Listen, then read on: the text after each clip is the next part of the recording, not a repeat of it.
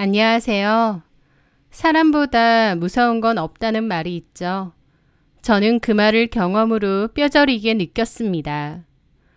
오늘은 제 전부를 빼앗으려 했던 천사의 탈을 쓴 악마들과의 전쟁 같았던 제 이혼 과정을 들려드리고자 합니다. 저는 태어나면서 엄마와 바로 이별을 해야 했습니다.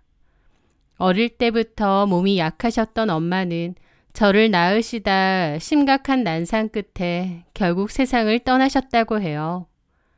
한순간에 아내를 잃은 아빠는 엄마에 대한 사무치는 그리움과 지켜주지 못했다는 미안함에 제가 태어난 후에도 한동안 폐인처럼 지내셨다고 했습니다.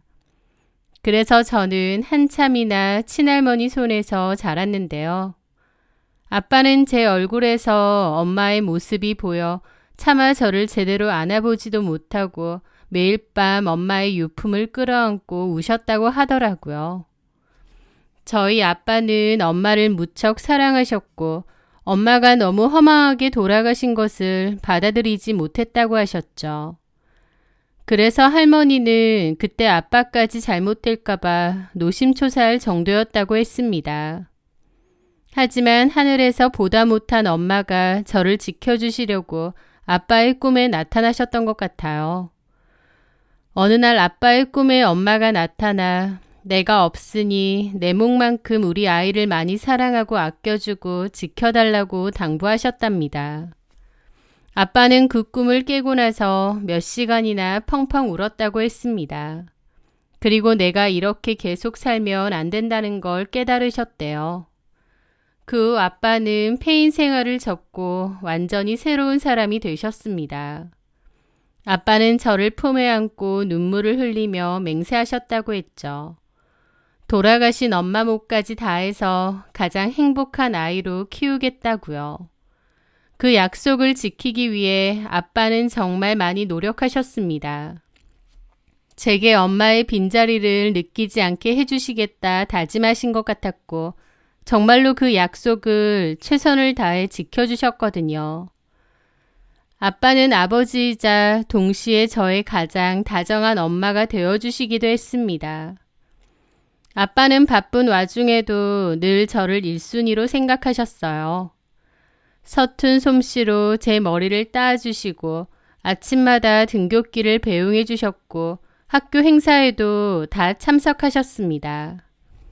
주말에 아빠도 많이 피곤할 텐데 시간을 쪼개서라도 저랑 놀러 다니고 추억도 많이 만들려고 하셨죠. 또 늘 제 편에 서서 제 이야기를 들어주시고 제가 하고 싶어 하는 건 어떻게든 해주려고 노력하셨습니다. 아빠는 원래 대기업의 엔지니어였는데요. 야근이 정말 많은 직종이었거든요. 저와의 시간을 좀 더 많이 보내기 위해서 그리고 좀 더 나은 생활과 미래를 위해서 창업을 결정하셨습니다. 아빠는 시간을 쪼개고 밤을 새워가며 전자제품에 들어가는 정밀 전자부품을 개발하고 만드셨어요. 저에게는 최고의 아빠의 역할을 그리고 제가 잠든 깊은 밤에는 집 가까이 구한 작업실에서 밤늦도록 연구하고 개발을 하셨죠. 아빠는 굉장히 똑똑한 사람이었고 능력도 정말 좋으신 분이었습니다. 그리고 무엇보다 정말 쉴 새 없이 열심히 사신 분이에요. 어렸을 때는 막연하게 우리 아빠 정말 멋있다, 최고다 라고 생각했는데요.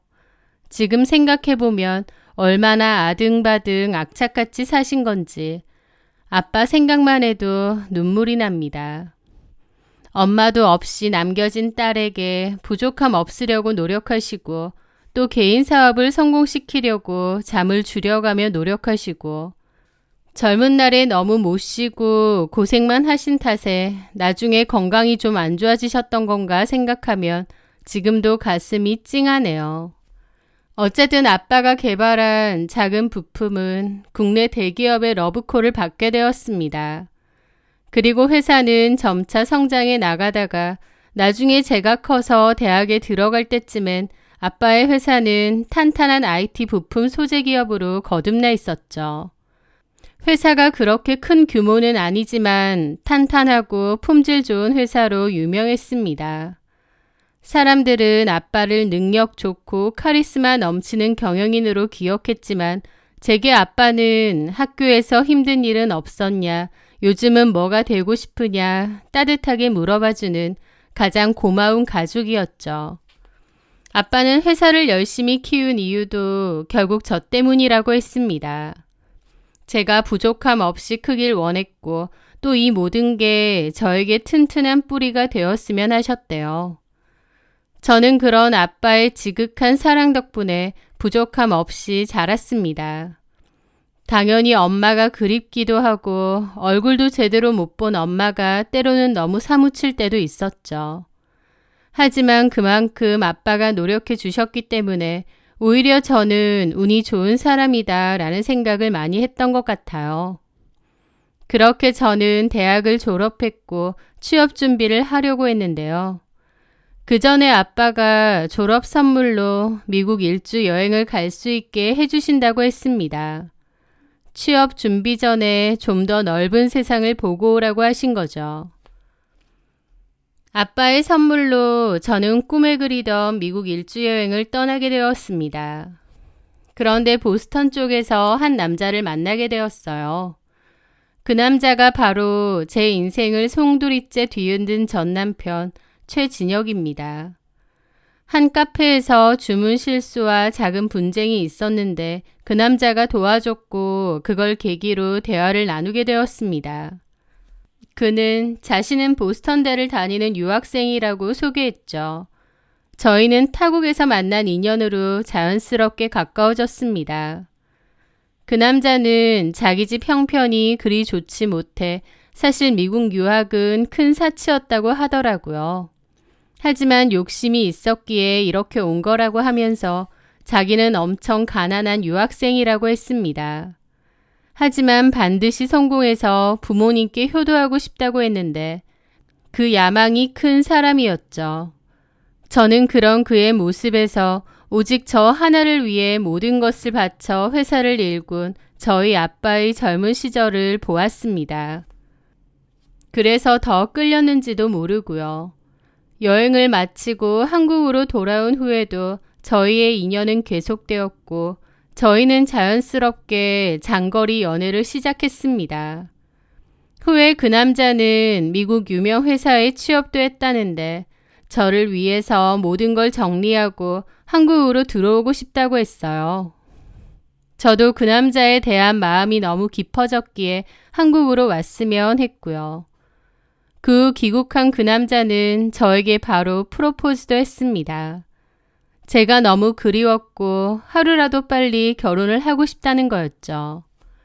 그 남자는 저를 위해 미국에서의 경력도 다 포기하고 왔기에 미안함과 동시에 나에 대한 사랑이 참 크구나 깨달았던 것 같아요. 저는 아빠께 이 모든 이야기를 다 말씀드렸고 아빠는 그 남자의 열정과 사랑에 감탄하셨습니다. 그래서 결혼식에 관련된 비용을 다 아빠가 내주셨어요. 그 남자에게도 또 시부모님께도 아빠가 그러셨죠. 아빠가 원하시는 건 그저 저의 행복이라고. 저를 많이 아껴주고 사랑해주면 그것만으로도 바라는 게 없다고. 진심으로 신신당부하셨죠. 그렇게 결혼도 했습니다. 그리고 남편은 한국에서 들어갈 회사를 구하려고 했는데 그때 어머님이 그러시는 거예요. 우리 진혁이가 사돈 어른 회사에 들어가서 일을 배우면 어떻겠니? 우리 진혁이 미국에서 공부도 많이 했고 다른 사람도 아니고 똑똑한 사이가 옆에 붙어서 사업 도와드리면 아버지도 엄청 든든하지 않겠어? 라고요. 남편은 자신의 전공이 있긴 하지만 저희 아버지를 위해서 그런 건 다 포기하고 아빠의 회사에 입사했으면 하더라고요.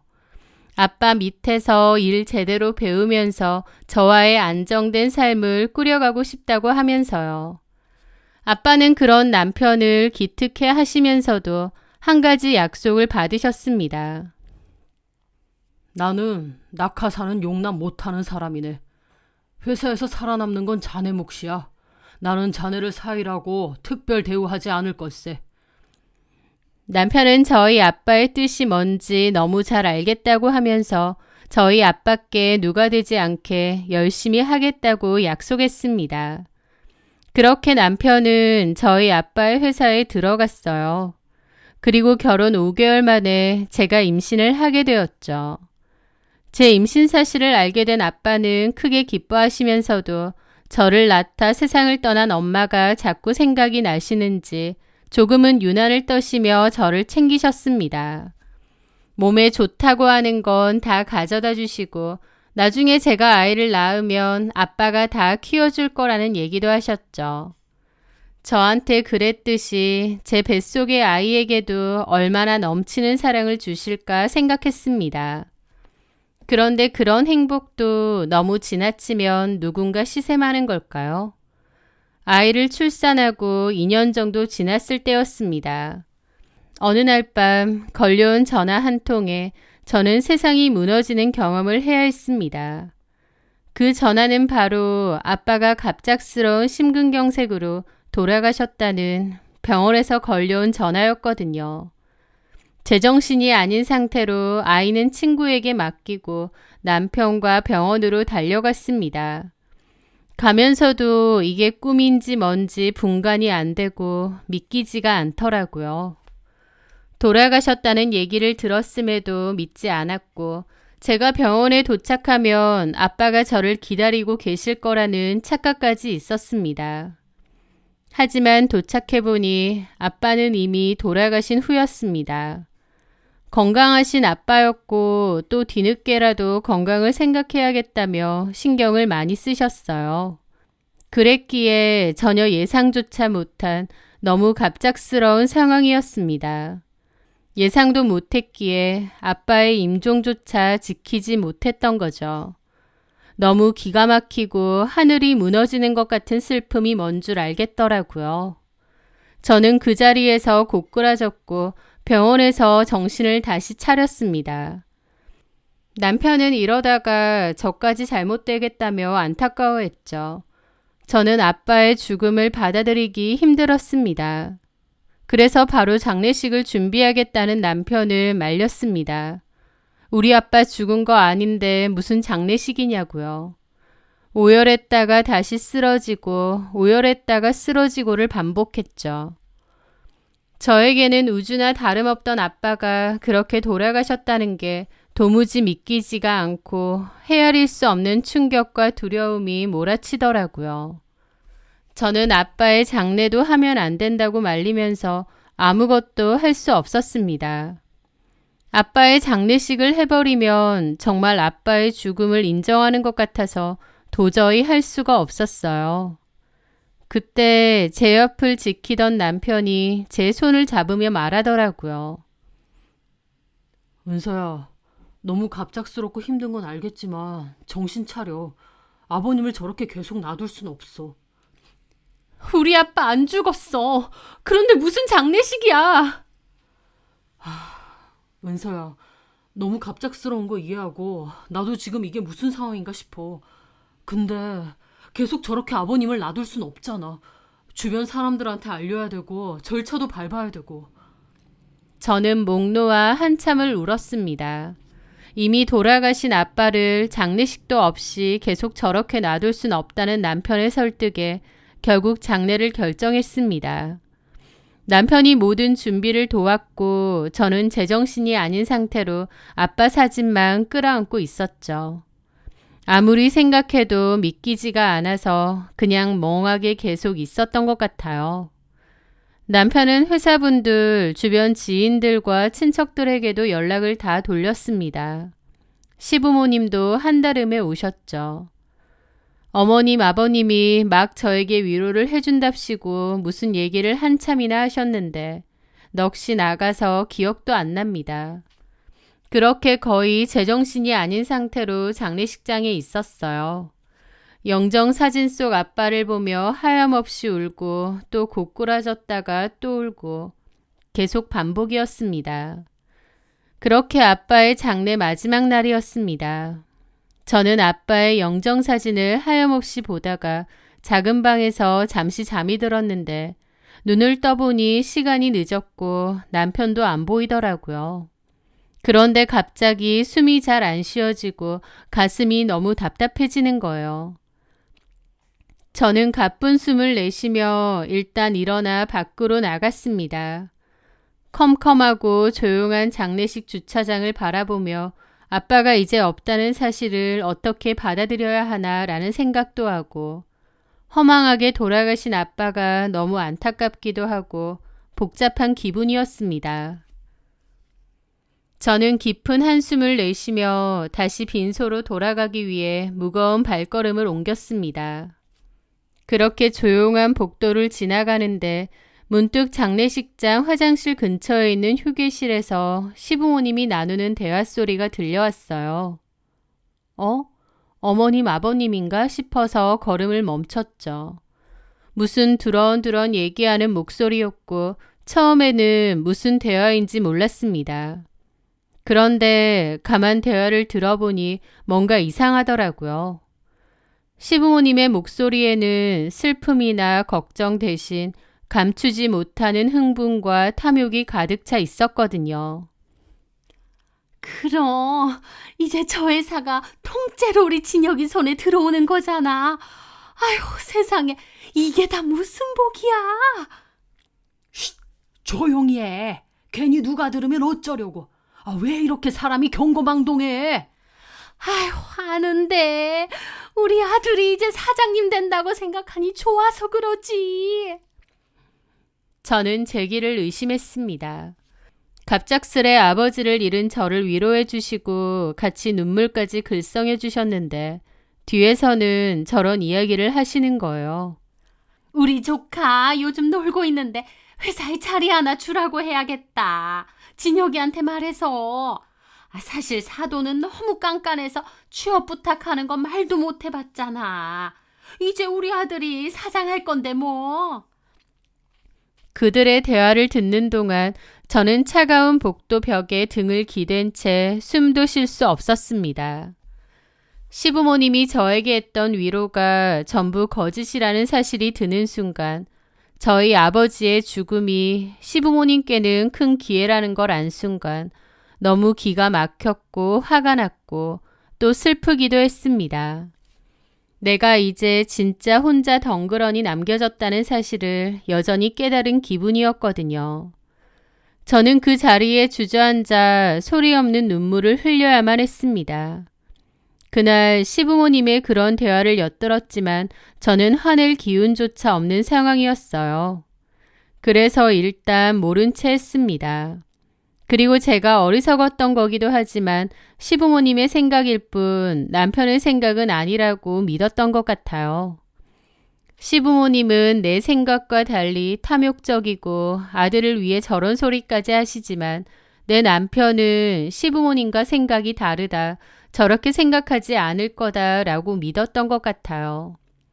어쩌면 아버지가 갑자기 돌아가셨기에 제 멘탈은 이미 부서져 있는 상태였고 남편까지 시부모님과 한통속으로 나를 속이려 했다는 사실을 받아들이지 못했던 것 같아요.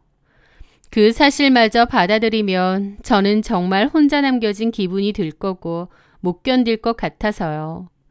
그래서 아무 소리도 하지 않고 일단은 아빠의 장례를 끝냈습니다. 발인까지 모두 끝냈고 집으로 돌아왔어요. 한동안 저는 깊은 슬픔에 빠져 있었고 남편은 그런 저를 걱정하고 위로했죠. 남편이 저에게 보여주는 모습은 진심 같았기에 그때 시부모님이 나눈 대화에 남편은 전혀 연관이 없을 거라 믿었습니다. 아니, 믿고 싶었습니다. 그렇게 시간이 좀 흘렀고 아빠가 생전에 작성하셨던 유언장이 있다고 담당 고문 변호사가 찾아왔습니다. 아빠는 원래도 준비성이 철저하신 분이었기에 늘 어떤 상황들을 대비하셨고 건강하셨을 때도 유언장을 미리미리 준비를 해두셨다고 했거든요. 변호사가 유언장에 관한 내용을 알려주는 자리에 시부모님도 함께했죠. 대표님은 본인 소유의 회사 주식 전부와 모든 경영권, 그리고 모든 부동산을 사위인 최진영님에게 상속한다고 유언장을 작성하셨습니다. 따님께서 사회생활을 별로 못 해봤고 세상 물정도 어둡다 보니 아들처럼 아끼던 사위에게 넘기시겠다고 판단을 하신 것 같아요. 그 내용을 듣는 순간 저는 아무 생각도 할 수 없었습니다. 아빠가 모든 걸 다 제 남편에게 물려준다고 하셨던 거예요. 얼떨떨했는데 남편이 갑자기 아주 과장된 몸짓으로 자리에서 벌떡 일어났습니다. 그러더니 변호사님, 이게 무슨 말입니까? 제가 어떻게 장인어른의 재산을 다... 아닙니다. 저는 받을 수 없습니다. 이 모든 것은 당연히 딸인 은서의 것이죠. 남편의 반응에 어머님, 아버님도 당황해서 그러시더라고요. 아니, 사돈어른께서 깊은 뜻이 있으셔서 그런 건데 네가 왜 그러냐? 그럼 어련히 많이 고민하시고 내린 결정이실 텐데. 남편은 계속 자기가 어떻게 이걸 받느냐고 손사래를 쳤고 시부모님은 쩔쩔 매면서 저희 아빠의 생전 뜻을 받아들여야 된다고 했습니다. 그 사이에서 정작 딸인 저는 아무 말도 하지 않고 있고 자기들끼리 북치고 장구치고 하더라고요. 남편의 행동도 너무 과장되고 이상하게 느껴지긴 했습니다. 하지만 한편으론 남편이 정말 저에게 미안해서 저러는 줄 알았어요. 저는 그 소란 속에서 그저 멍하니 앉아있을 수밖에 없었습니다. 그때까지도 무언가 잘못되었다는 걸 느꼈는데 멘탈이 다 부서지고 제정신이 아닌 상태였습니다. 그래서 반박할 기력조차 없더라고요. 남편은 그 후 저에게 눈물까지 글썽이며 말했습니다. 장인어른이 자기를 이렇게 믿어줄 줄 몰랐다면서 장인어른이 얼마나 저를 걱정하시는지 누구보다 잘 안다면서 장인어른의 뜻을 잘 받아들이겠답니다. 그러면서 장인어른과의 약속대로 장인어른이 그렇게 하셨듯 저와 아이를 자기 목숨보다 소중하게 여기고 지켜주겠다고 하더라고요. 분명 말만 들으면 감동적이어야 되는데 제 기분은 전혀 그렇지 않았습니다. 자꾸만 남편이 연기를 한다는 생각이 들었거든요. 눈물까지 글썽이며 제 손을 붙잡고 저렇게 말했는데 이상하게도 그 손이 뱀처럼 차갑고 끈적하게 느껴지더라고요. 어쨌든 그렇게 유언장대로 저희 아빠의 회사와 재산은 남편의 것이 되었는데요. 남편이 저에게 했던 그 약속들은 저희 아버지의 재산을 넘겨받자마자 산산조각 났습니다. 한순간에 회사의 사장이 된 남편과 그런 아들을 등에 업은 시부모님이 저를 함부로 대하기 시작하셨거든요. 그 전까진 저를 어려워하셨던 시부모님이었는데 아버지가 돌아가시고 나서부터는 저에게 정말 함부로 대하기 시작하더군요. 어머님은 그전에는 그런 적이 없으셨는데 이제부터라도 명절을 제대로 해야 된다며 갑자기 명절 전날 저를 부르셨습니다. 그리고 여태까지는 제대로 못했지만 이제라도 제사며 명절이며 제대로 해야겠다면서 저한테 명절 음식을 준비하라고 하셨죠. 산더미같이 쌓인 재료를 다듬고 전부치고 허리도 못 펴고 일을 하는데도 어머님은 집에서 이런 일 안 해본 티 내느냐고 구박을 하시면서 마음에 안 들어 하셨어요. 아휴, 너는 왜 이렇게 손이 야물딱지지 못하니? 손에 물 한 방울 안 묻히고 커서 그런 거야? 아니면 엄마가 없어서 제대로 배운 게 없는 거야? 딱 봐도 우리 진혁이만 고생이다. 시어머니는 팔짱을 낀 채 제 옆에 서서 사사건건 트집을 잡고 잔소리를 퍼부었습니다. 저는 그런 잔소리를 들으며 하루 종일 쪼그려 앉아 일을 해야 했고 눈치가 보여 쉬지도 못했습니다. 어머님의 너무나도 달라진 태도가 눈물나게 서러웠지만 뭘 어떻게 해야 할지도 모르겠더라고요. 다음 날이 명절이니 어머님은 집에 갔다가 일찍 오라고 했습니다. 그날 파김치가 돼서 집에 돌아갔는데 남편은 쿨쿨 자고 있더라고요. 그리고 다음날 명절 때 시댁에 다시 갔는데 남편은 바로 피곤해서 좀 쉬겠다면서 자기가 예전에 쓰던 방으로 들어가 자는 겁니다. 어머님은 우리 아들이 회사 경영하느라 이래저래 얼마나 바쁘고 고단하겠느냐며 푹 쉬라고 하고 저한테는 당장 일 안 하고 뭐 하냐고 뭐라고 하시더라고요. 저희 아빠가 계셨을 때만 해도 시부모님도 또 남편도 결코 저에게 이런 식으로 대한 적이 없습니다. 오히려 엄청 어려워하고 손에 물 한 방울 못 묻히게 하시고 하지만 아빠 돌아가셨다고 한순간에 저에 대한 모든 행동이 180도 달라지더라고요. 그 후에도 어머님은 저를 구박하려 하셨어요. 남편은 그 모든 상황을 방관했고 제가 힘들어하면 오히려 제가 예민하다는 듯 말했습니다. 그런 일들이 반복되며 저는 깨달았습니다. 이제 나는 이 집에서 더 이상 딸 같은 며느리가 아니라 구박해도 상관없는 천덕꾸러기가 되어버렸다는 것을요. 그러던 중 어머님의 생신날이 다가왔습니다. 남편이 예약했다는 한정식 집에 가보니 시댁 식구들이 모여 저희 아버지가 사셨던 전원주택으로 이사갈 계획을 짜고 있었습니다. 우리 아들이 회사 대표인데 언제까지 이런 낡은 아파트에 살 수 없잖아. 사돈이 살던 전원주택 마침 비어있으니 거기로 이사 가자. 거기가 우리 수준의 딱이지. 라면서 자기들 마음대로 저희 아빠 집에 이사를 가네 마네 하는 거예요. 저는 남편에게 따졌는데 남편은 오히려 당당하게 유언장에 그 집도 자기 앞으로 되어 있다고 하는 겁니다. 그 순간 저는 말이 안 된다는 생각이 들고 아빠의 유언장에 의구심이 들었습니다. 변호사가 내용을 알려준 유언장이었기에 당연히 아빠가 썼을 거라 생각했는데 그 집마저 사위에게 증여했다고? 말이 안 되는 결정이었어요.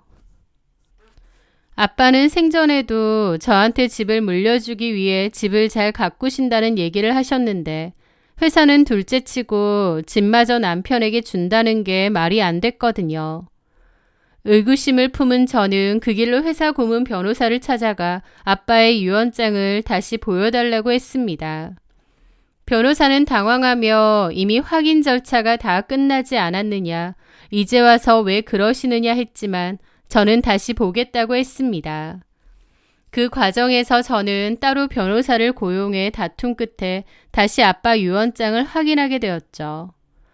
그런데 분명 아빠의 글씨가 맞는 것 같긴 한데 마지막 사인이 이상하더군요. 저희 아빠는 왼손잡이셨고 그래서 사인 끝을 항상 독특하게 말아올리는 버릇이 있으셨거든요.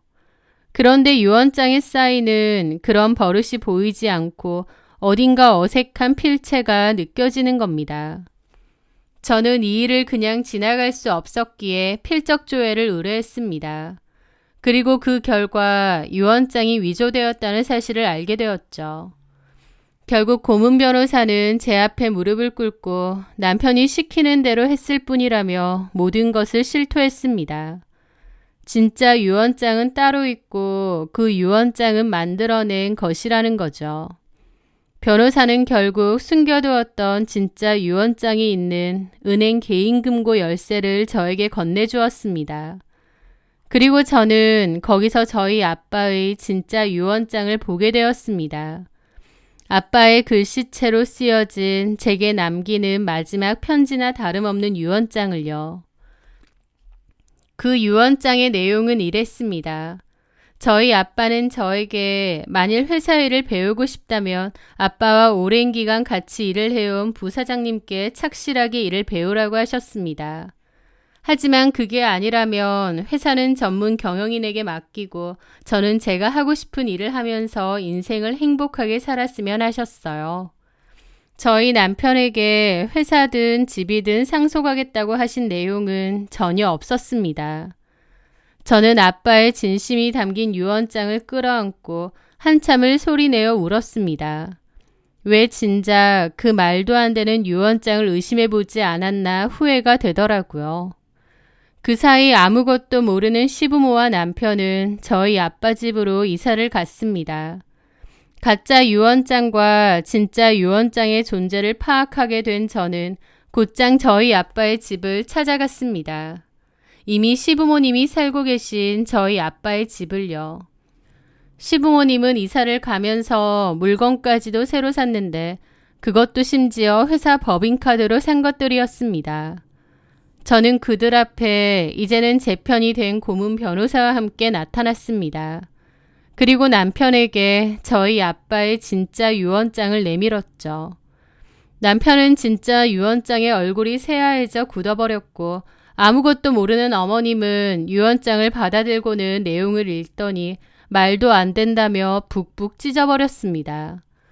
당연히 사본을 들고 온 것인데 그 행동이 너무 가짜고 어이없더라고요.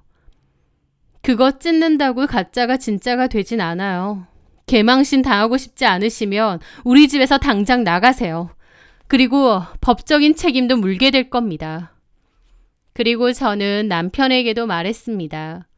당신 유언장 위조가 얼마나 큰 죄인지 모르나 봐. 그리고 내가 알아보니까 그동안 우리 아빠 회사 돈도 잘도 빼돌렸더라. 페이퍼 컴퍼니까지 만들면서 아주 제대로 사기치려고 했어. 네가 그러고도 인간이야? 우리 아빠가 당신한테 어떻게 했고 내가 당신한테 어떻게 했는데 이런 식으로 사기를 쳐? 이제 모두 법으로 처리하자. 당신이 저지른 짓이 얼마나 엄청난 짓들인지 깨달을 시간이야. 그제야 사태 파악이 된 건지 그 집 가족들은 제 바짓가랑이를 붙들고 한 번만 봐달라며 빌기 시작했습니다. 남편은 저희 아이까지 들먹이며 없던 일로 하자고 사정했죠. 하지만 이게 없던 일이 되겠나요? 회사 고문 변호사를 매수해 유언장을 조작할 엄청난 생각을 하다니 미쳐도 단단히 미친 거죠. 미국까지 가서 유학하고 왔다더니 가서 무슨 사기치는 법을 배우고 온 건지. 그날 그들은 저희 아빠의 집에서 쫓겨나듯 짐을 뺐습니다. 그리고 그날 저는 제 변호사와 함께 법원으로 향했습니다. 더 이상 망설일 이유도 그들을 용서할 마음도 없었기 때문입니다. 속전속결로 그들을 법의 심판대에 세웠습니다. 저는 시부모와 남편에게 사문서 위조, 횡령, 배임 혐의로 형사고소를 진행했고 이혼 소송도 같이 진행을 했어요. 물론 그들의 일을 봐준 고문 변호사까지요. 법원에서 그들은 끝까지 뻔뻔했습니다.